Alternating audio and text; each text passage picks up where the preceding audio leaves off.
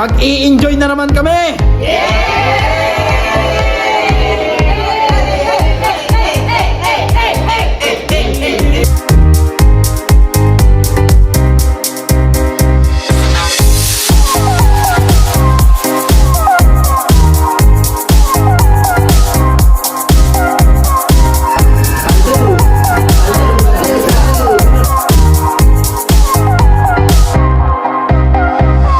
Oh guys, kami naman ang papasok.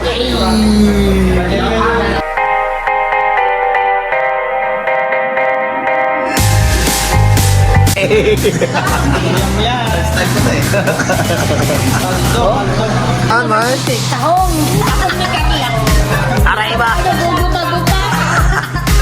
Libid na ako, golay-golay na trip na.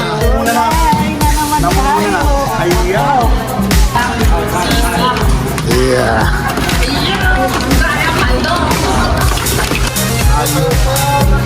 Sa Bombers, tuloy ang pangarap.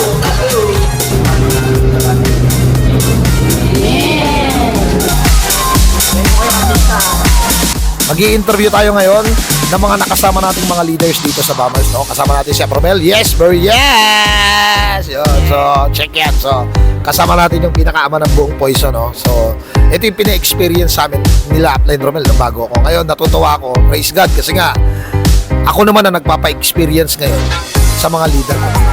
Ngayon, tatanungin natin sila kung ano yung mga tips nila sa inyo para makasama ka namin dito.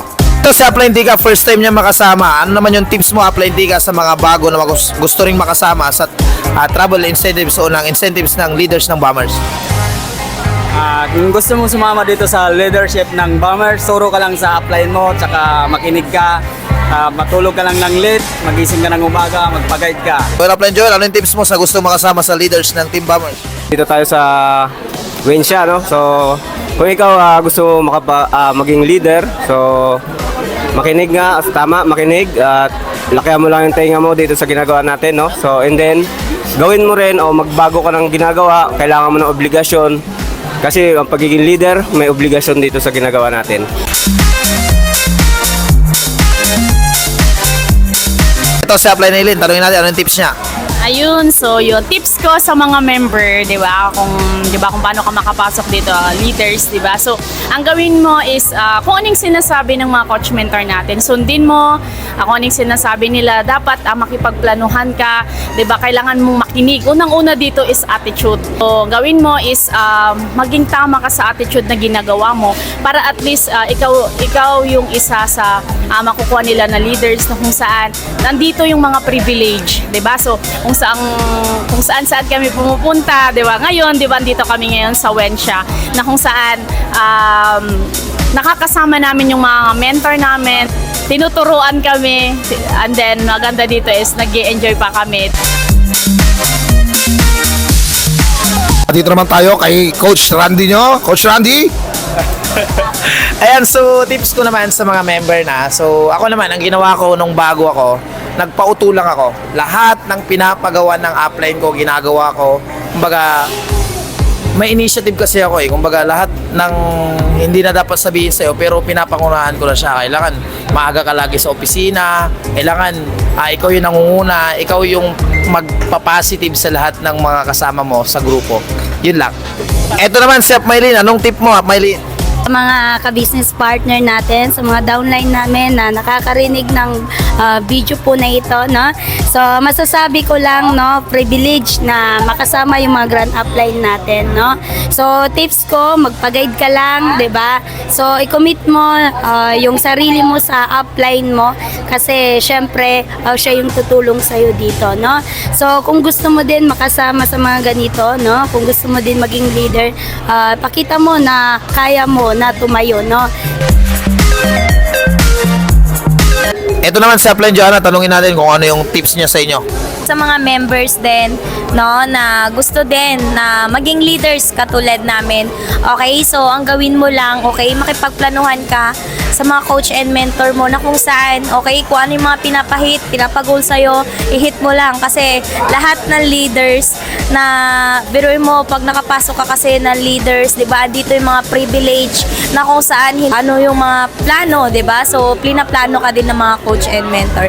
Okay, ang gawin mo, i-goal mo din na makasama ka dito sa amin, dito sa incentive ng buong Bombers leaders. Ito kaya Pregal, anong tips mo Pregal? Ayun no, sa mga gusto sumama maging leader no, paturo lang kayo dito.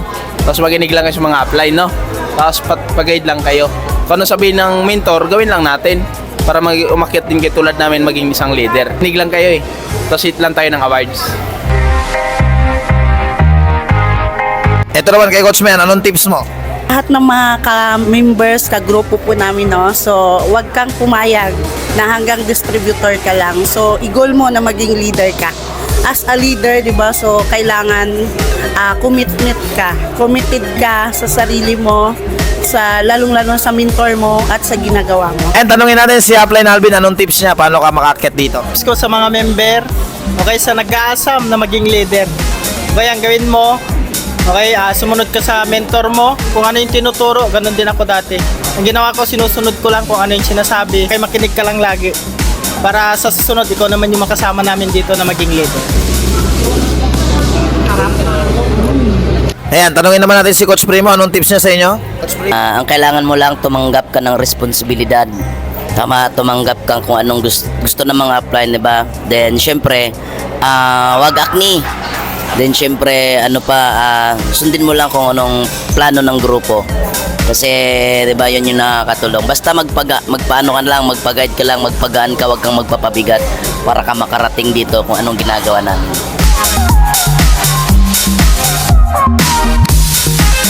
Eto, si Coach Alvin, tanungin natin anong tips niya sa inyo. Paano mo makasama sa ganitong mga leaders gathering? Ang advice ko lang sa inyo, dapat maging good sample tayo sa lahat ng magiging tao natin. Kasi ginagaya nila tayo. Kasi pag may gumagaya sa atin at may mga followers na tayo, doon ka magiging leader. Okay, so pilitin mo maging good sample sa lahat ng mga tao, sa lahat ng crossline mo, sa lahat ng makakalubilo mo. Dapat inaano ka nila, inaasam ka nila o yung ina-idolize ka nila para gawin yung business na ginagawa natin. So narinig nyo naman yung mga tips ng mga mentors ninyo. Yun lang gagawin nyo, napakasimple. Pero sa sobrang simple, mahirap gawin. Pero naniniwala akong kaya mo yan. Okay ba yan?